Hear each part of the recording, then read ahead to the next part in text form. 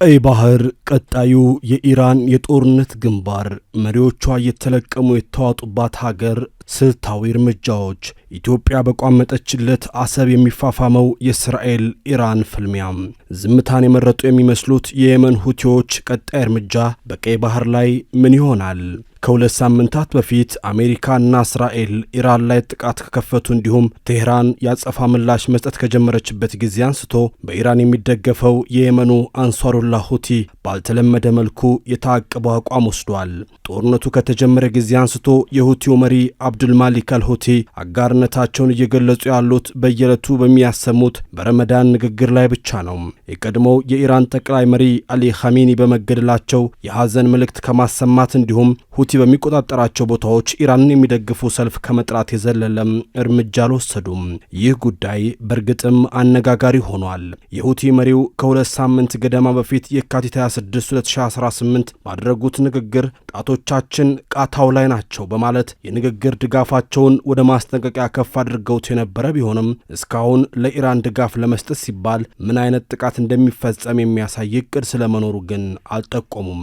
ሁቲዎች ለምን ከጦርነቱ መራቅን መረጡ ወይስ ዘግይተው ይሳተፉ ይሆን የሚሉት ጥያቄዎች የተንታኞችና የመገናኛ ብዙሃን መነጋገሪያ ሆነዋል።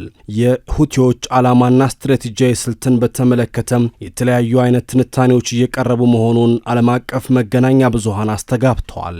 ሳና ሴንተር ፎር ስትራቴጂክ ስተዲስ ላይ የታተመ አንድ ትንተና የሁቲን አቋም መርምሯል። ትንተናውን ያቀረቡት ማይሳ ሹዳ አልዲን በጥቅምት 2016 የጋዛ ጦርነት እንደተነሳ ሁቲዎች በፍጥነት በመንቀሳቀስ እስራኤል ላይ የሚሳኤል ጥቃት መፈጸማቸውን ያስታውሳሉ። በቀጣይ ወር ደግሞ ጋላክሲ ደር የተባለውን መርከብ በመጥለፍ በቀይ ባህር የሚተላለፉ መርከቦች ላይ የሚፈጽሙትን ጥቃት መጀመራቸውን ይጠቅሳሉ። ይህ ፈጣን እርምጃ በኢራንና አጋሮቿ በሆኑ ቡድኖች መካከል የጋዛ ጦርነት አጭርና ብዙ ወጪ የማያስወጣ ይሆናል የሚል እምነት እንደነበር የሚያመላክት መሆኑንም ተንታኙ ያነሳሉ። ሁቲዎች በመላው የአረብ ዓለም ተቀባይነት ያለውን ይህንን ጉዳይ ደግፎ መቆም የሚያስገኘውን ፖለቲካዊ ትርፍ ስሌት ውስጥ አስገብተው እንደሚሆንም ይከራከራሉ። ተንታኙ አክለውም የጋዛ ጦርነት ሁቲዎች አገር ውስጥ ያላቸውን ተቀባይነት እንደጨመረላቸው ያክላሉ። ይሁን እንጂ ይህንን እንቅስቃሴያቸውን ተከትሎ አሜሪካና እስራኤል ጥቃት የፈጸሙባቸው ሁቲዎች ላይ ከፍተኛ የሆነ ወታደራዊና ኢኮኖሚያዊ ጉዳት እንደደረሰባቸው ተንታኟ ይገልጻሉ። ይህ ጉዳት በአሁኑ ጦርነትም ይበልጥ ጥንቃቄ የተሞላበት አቋም እንዲይዙ አድርጓቸው ሊሆን እንደሚችል ይጠቁማሉ። አልዲን እንደሚገልጹት በየመኖች ዘንድ ኢራንን መደገፍ ከጋዛ ጎን መቆም ጋር ተመሳሳይ የሆነ ተቀባይነት የለውም። ኒው አረብ የተሰኘው የበይነመረብ መገናኛ ብዙሃንም በተመሳሳይ ሁቲዎች ቁጥብነት ያሳዩት በሁለት ዓመቱ የጋዛ ጦርነት በሰዎችና በመሠረተ ልማቶቻቸው ላይ በደረሰባቸው ከፍተኛ ጉዳት ምክንያት ሳይሆን እንዳልቀረም አስነብበዋል። በኢንተርናሽናል ክራይሲስ ግሩፕ የየመን ባለሙያ የሆኑት አህመድ ናጊ ሁቲዎች በርካታ አመራሮችን አጥተው ሊሆን ይችላል፣ አሁን ራሳቸውን ለመጠበቅ እየሞከሩ ይመስለኛል ሲሉ ለኒው አረብ ተናግረዋል። በሆርሙዝ ባህረ ሰላጤ ያለው ፍልሚያ ቀጥሏል። አሜሪካና እስራኤል ቴህራንን እየደበደቡ ነው። ኢራንም የሆርሙዝ መተላለፊያን ዘግታ ዓለምን እያስጨነቀች ነው።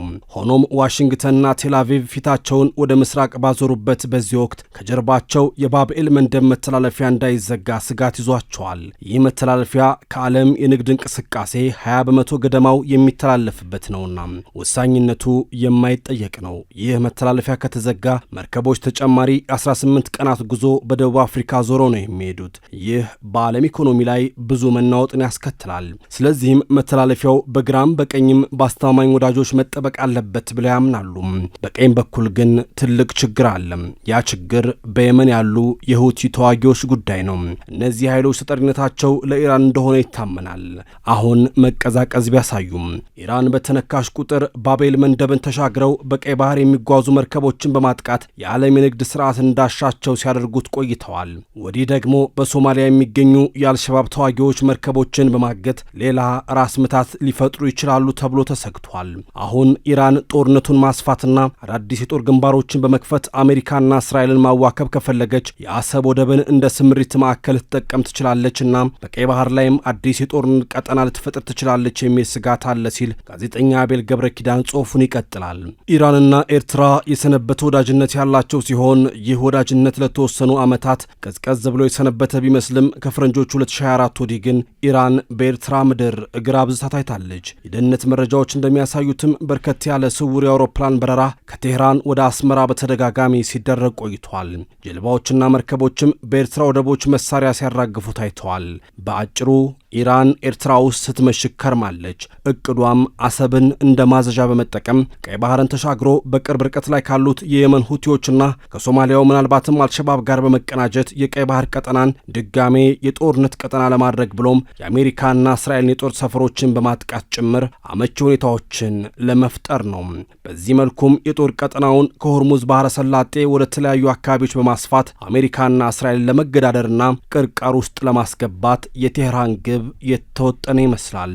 በሌላ በኩል ሱሃይብ አልማሂ የተባሉ ጸሐፊም አልማስዳር ኦንላይን በተባለ ድረገጽ ላይ ባሳተሙት አስተያየት የሁቲ እንቅስቃሴ በጥንቁቅነትና በጀብደኝነት መካከል መወጠሩን ይገልጻሉ። የአሁኑ ቁጥብነት ከዚህ የተነሳ ነው የሚል መከራከሪያም ያቀርባሉ። በአሁኑ ሰዓት ሁቲዎች ራሳቸው መስቀለኛ መንገድ ላይ እንደሆኑ ነው ጸሐፊው የሚያስረዱት። ከተራማጅነት አንጻር ሲታይ በፍጥነት ወደ ቀጠና የጦርነት መግባት ለሁቲም ሌላ ጣጣ ይዞበት ሊመጣ እንደሚችል ያስረዳሉ። ጸሐፊው እንደሚገልጹት ወታደራዊ ተሳትፎ ማድረግ ቀጠናዊ ግጭት ቡድኑ ወደ ያዛቸው አካባቢ እንዲዛመት ሊያደርግ ይችላል። ሁቲዎች ይህንን ጊዜ ማለፍ የሚፈልጉ ከሆነም ትዕይንቱን በሙቀት ሳይሆን በመረጋጋት ማጤን ሊኖርባቸው እንደሚችልም ጽፈዋል። በሌላ በኩል ደግሞ የሁቲዎች ፖለቲካዊና ርዕዮተ ዓለማዊ መልእክት በኢራን ከሚመራው ጥምረት ጋር እጅጉን የተቆራኘ በመሆኑ የማፈግፈግ እርምጃ መውሰድ የቅርቡልነታቸው ምንጭ የሆነውን አካል እንደመተው እንደሚቆጠርም በማንሳት ተቃርኖውን ፍንትው አድርገው አሳይተዋል። ወደ አቤል ጽሑፍ ስንመለስ ደግሞ ኢራን ተሳክቶላት ከሁቲዎች ጋር ተባብራ በቀይ ባህር ግጭቱን ካስጀመረች እስራኤልና ኢማራት ፍልሚያውን እንደሚያኖሩት መረዳት አያዳግትም ይላል። እስራኤልና አሜሪካ እንዲሁም ኢማራት በበኩላቸው ከኢራን በኩል መጥቷል የሚሉትን አደጋ ለመቀልበስ ሁነኛው መፍትሄ ኤርትራን መቆጣጠር እንደሆነ እንደሚያስቡ ይጠረጠራል። ይህ ጥርጣሬ ደግሞ አዲስ አበባ ላይ ሌላ ተስፋ ሊያጭር ይችላል። የአሰብ ወደብን ለመያዝና በቀይ ባህር ፖለቲካ ላይ በንቃት ለመሳተፍ ከፍተኛ ፍላጎት ላላት ኢትዮጵያ ይህ ጥሩ አጋጣሚ ሊመስል ይችላል። የእስራኤል ፕሬዝዳንት የአዲስ አበባ ጉብኝት፣ የአሜሪካ ውጭ ጉዳይ ሚኒስትር የስልክ ጥሪ፣ ኢትዮጵያ ከኢማራት ጋር ያላት ጥብቅ ወዳጅነትና ኢማራትም አሁን ከኢራን ጋር የገጠማት ፈተና ሲገጣጠሙ የሚሰጡት ምስል ቀላል አይደለም። ሶስቱም ሀገራት አሁን የራሳቸው ውጥረት ላይ ናቸው። ምናልባትም አሁን የአዲስ አበባው መንግስት ፍላጎቱን ከነዚህ ሀገራት ጭንቀት ጋር የሚያጣምርበትን እድል ሳይፈጥር አይቀርም። ይህ በእንዲህ እንዳለ ነው በቅርቡ ለሶማሊላንድ የሀገርነት እውቅና የሰጠችው እስራኤል ሶማሊላንድ ላይ የጦር ሰፈር ለመገንባት ዝግጅቷን እያጠናቀቀች እንደሆነ የተሰማው። ቴልአቪቭ ሶማሊላንድ ላይ የጦር ሰፈር ከያዘች፣ አዲስ አበባ አሰብን ከተቆጣጠረች በየመን በኩል ያለው የሁቲ እንቅስቃሴን መቆጣጠር የኢማራት የቤት ስራ ይሆናል። ከሶስቱ ሀገራት የተረፈውን የቤት ስራ ደግሞ አሜሪካ ትወጣዋለች ተብሎ ይነገራል። በቅርቡ ጠቅላይ ሚኒስትር አብይ አህመድ የጎበኟት አዘርባይጃንም ከእስራኤል ጋር ወዳጅ መሆኗ ጥምረቱ እየሰፋ መሆኑን አመላካች ነው። ቤንያሚን ኔታንያሁ የጀመሩት አዲስ የእስራኤል ወዳጆች ስብስብ አካል እንደሆነም ይወሰዳል። በሌላ በኩል ኢትዮጵያ በቀይ ባህር ላይ የወደብ ባለቤት ሆና መከሰቷም ራስ ምታት የሚሆንባቸው ግብፅና ሳውዲ አረቢያ እንዲሁም የሶማሊያ ዋና አጋር የሆነችው ቱርክ የኢራን በቀይ ባህር በኩል ብቅ ማለት ራስ ምታት ቢሆንባቸውም ኢትዮጵያ የባህር በር ከማግኘቷ በላይ አደገኛ የሆንባቸውምና ያላቸውን መፍትሄ መጠቀማቸው አይቀርም ተብሎ ይጠበቃል። ያ መፍትሄ ደግሞ ኢሳያስ አፈወርቂ ለኔታንያሁ ፍላጎት ተገዥ እንዲሆኑና ኢራንን ከኤርትራ ምድር ጓዟን ጠቅላ እንድትወጣ እንዲያደርግ ማድረግ ነው። ኢሳያስ ለሕልውናው ሲል ይህን ሊያደርግ ይችላል ተብሎ ይጠበቃል። ምክንያቱም በአሰብ ምክንያት ከኢትዮጵያ ጋር ጦርነት ከተገጠመ የራሱ የስልጣን ዘመንም ሆነም ኤርትራ አሁን ባለችበት የሀገር ቅርጽ መቆየቷ አጠራጣሪ ስለሆነ ነው ይላል ትንታኔው ሲቀጥል። ስለዚህም ትኩሱ ድንች በኢሳያስ አፈወርቂ እጅ ነው። በፍጥነት አለመወሰን አደጋው ብዙ ሊሆን ይችላል። የአሜሪካ፣ እስራኤል፣ ኤማራት፣ አዘርባይጃንና ኢትዮጵያ ጥምረት ብዙ ጊዜ ያለው አይመስልም። ነገሮች እንዲፋጠኑ ይፈልጋል። ይህ ደግሞ በኢራን የሚካሄደው ጦርነት ቀጠናዊ መስፋፋቱ ከቀጠለም በአጭር ጊዜ ውስጥ የአፍሪካ ቀንድ የትርምስ ቀጠና ለመሆኑ ዋና ጠቋሚ ተደርጎ ይወሰዳል። አሁን የሚጠበቀው የሁቲዎች እርምጃ እንደሆነም ብዙዎች ይስማማሉ። ሁቲዎች ጦርነቱን ሊቀላቀሉ ይችላሉ የሚለው ጥያቄ አሁንም የሚያስማማ ምላሽ አልተገኘለትም። አልዲን እንደሚያስረዱት ሁቲዎች ጣልቃ መግባታቸው ጉዳይ የሚወሰነው በኢራን ስትራቴጂካዊ ስሌት ላይ ይሆናል። በአሁኑ ሰዓት ቴህራን እገዛቸውን ላትፈልግ ትችላለች። ነገር ግን ቡድኑ እንዲሳተፍ ሊያደርጉት የሚችሉ ሁለት ሁኔታዎች አሉ። አንደኛው ቀድመን እንደገለጽነው ኢራን ጦርነቱን ወደ ቀይ ባህር ወይም ባብኤል ማንደብ ወሽመጥ ለማስፋት የምትወስን ከሆነ ነው። ሌላኛው ደግሞ ጦርነቱ ሳውዲ አረቢያን በሚያሳትፍ መልኩ ይበልጥ በቀጠናው የሚፋፋም ከሆነ ሁቲዎች ከሪያድ ጋር በተያያዘ ወሳኝ ወታደራዊ ሚና ይኖራቸዋል። እንደ አልዲን ትንተና ከሆነ ሁቲዎች ራሳቸውን ድንበር ተሻጋሪ እንቅስቃሴ አድርገው የሚያቀርቡ መሆናቸውና ኢራን በቡድኑ ላይ ለረጅም ጊዜ ኢንቨስት ማድረጓ ግጭቱ የሚስፋፋ ከሆነ ለተራዘመ ጊዜ ራሳቸውን አቅበው መቆየት እንዳይችሉ ያደርጋቸዋል።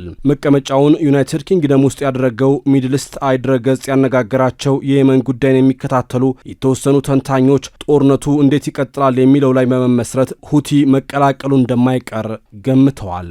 የመን ውስጥ የሚታተም ጋዜጣ ዋና አዘጋጅ የሆነው ፋቲህ ቢን ራዚቅ ሁቲ አሁንም ድረስ ሁኔታውን እየገመገመ እንደሚገኝና ኢራን ምን አይነት ተግዳሮት ይገጥማታል የሚለው ላይ በመመስረት እርምጃ እንደሚወስድ ለሚድሊስት አይ ተናግረዋል።